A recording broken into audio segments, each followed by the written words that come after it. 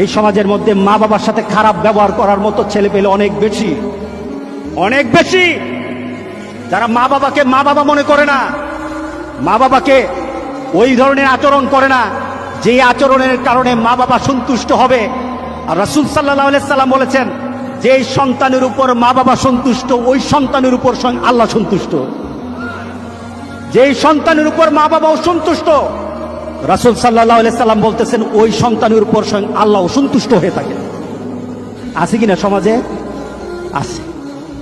আহারে, মা বাবার চেহারা, মা বাবার মুখে হাসি ফুটে না, মা বাবার মুখে হাসি ফুটায় না। ছেলে বিদেশে থাকে, মা বাবার মুখে হাসি ফুটাতে পারে না।